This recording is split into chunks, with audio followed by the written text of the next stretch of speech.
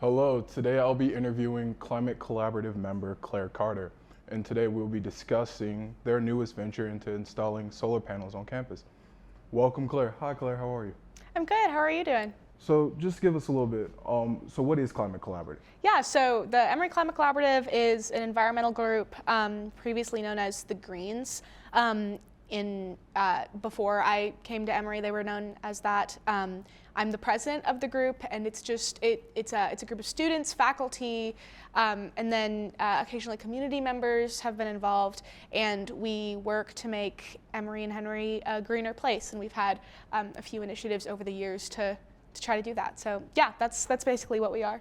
Okay, how long have you been a member of Climate Collaborative? So I've been a member as long as I've been at Emory. I'm a transfer student, so I came in my sophomore year, and I have been a member ever since then. But I became president. This is my second year being president, so I became president like right at the beginning of the pandemic, which was interesting. Were there other groups you were a part of before joining Climate Collaborative, or is this your first time? I'm trying to think, like in terms of environmental groups or just in general? Just in terms of environmental groups. Have you been part of any more? Yeah, so when I was in high school, I started the environmental club at my high school. So it was actually similar to the Emory Climate Collaborative in that we did a lot of initiatives like recycling and stuff like that. But yeah, that was a really cool project that I did. In terms of other groups that I've been a part of, I've always been interested in the environment. The local AmeriCorps chapter where I grew up kind of partnered with our environmental group from high school, so that was interesting. Yeah, does that answer your question? Yes, it does perfectly. What was the biggest initiative you done before joining Climate Collaborative? Probably the biggest thing that I did.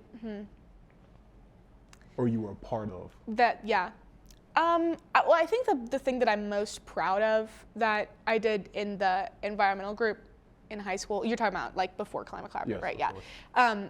So the biggest thing I did in high school was when I was a senior, I organized this big event called the Environmental Fest, and it was we had vendors, and we had food and music and activities, and people from the high school came out and people from the community came out, and we planted trees, and we had an invasive species removal, and it was ultimately a fundraiser for the environmental group in town, and we raised over $500. So that was something that I was really proud of in high school, and I look back on it and I'm still very proud of it. Following that success, is that kind of why you wanted to install solar panels, just to get another success on campus? Yeah, so the solar panels kind of came out of a conversation that I had been having kind of in tandem with Dr. Ed Davis, our advisor.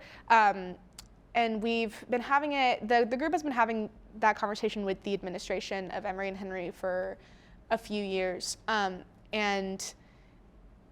not that there's been pushback. I think that everybody wants to have renewable energy on campus. It's just we don't want to spend too much money up front. We want to focus on getting the money from that we can from new students, and which is why a lot of, I think, and I'm speculating here, why a lot of focus has been put on housing instead of renewable energy because we want to be cautious with how money is coming in. But the solar panels this semester really stemmed from kind of a hopeful conversation that we had with the administration about wanting to maybe install some solar panels on the ground, whereas before we were more pushing for on buildings, and that was kind of where a lot of pushback came from. But on land, not on buildings, it seemed like that was going to be a lot more plausible. So we're trying to get support from the students right now, which is why we have a petition for it. You said something about renewable energy, and I was wondering, were there other options that you had besides solar panels when you were doing this? I wish, no. Yeah, no, because it's not windy enough to have wind turbines. In fact, there was a guy a few years ago or a year ago or something like that offered to buy a wind turbine for campus, but ultimately it would have been kind of embarrassing because it would have never generated any energy because we don't. It's not like we live on the West Coast, where it's like flat or something. It wouldn't have worked, and we don't have like hydraulic power. So solar panels is really like the way to go. What like aspect are you trying to really focus on with solar panels? Is it electricity, just trying to get more money for it, you know? Yeah. Where are you leaning on that one? Yeah, so definitely electricity to power buildings on campus. Ultimately, our ultimate goal would be to have as much covered on campus as possible. We'll see I think it's better to like dream really big and then whittle it down when like roadblocks come in the way, but that's the ultimate goal, to have as much covered by renewable energy as possible. I mean, like non-renewable energy sources are just going to get more expensive.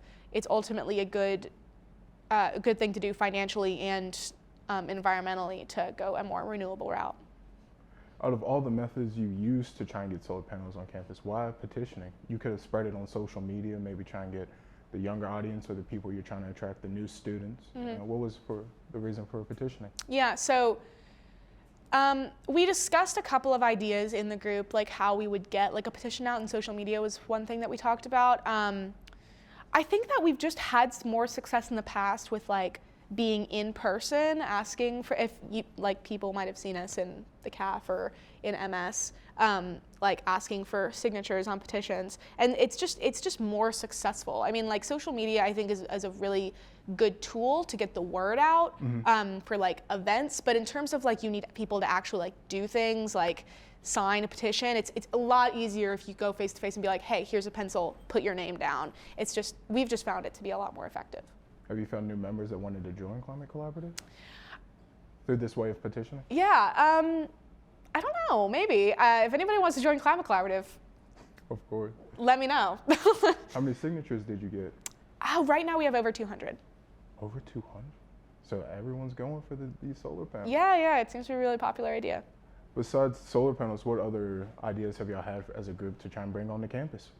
Yeah, so as some people may know, recycling isn't something that like the county does anymore, and that's not really the county's control. It's like a lot of bigger issues surrounding that. But we still do aluminum recycling on campus, which I don't think that a lot of people realize. It's collected at the train depot, it's now Campus Police offices.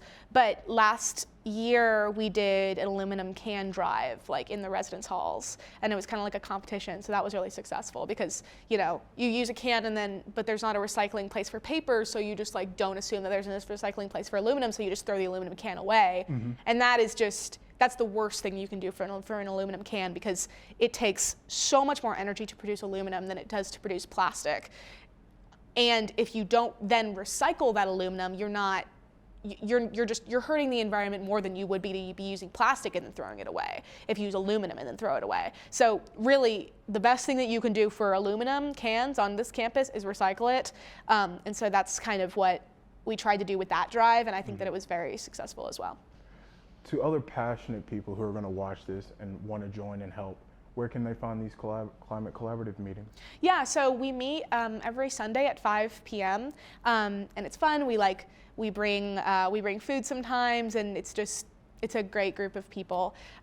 So yeah, the meetings are usually an hour, and it's every week to every other week, depending on like how intense the project that we're doing is. Right now we're meeting every week, but if you just search my email in the EHC email search engine, I come up. I'm happy to add people to the email list. We have like over 80 people on the email list right now, and it has all the information about meeting times, event times, all that stuff. We also have an Instagram. Just search Emory Climate Collaborative in Instagram, and you'll see that. Well, thank you, Claire, for your time today. Yeah, thank you so much. If you have any more questions or want to know any more about Climate Collaborative, please reach out to Claire. Her email is on the page, or you can just follow the Climate Collaborative Instagram page. Thank you. And this was your news interview for the week.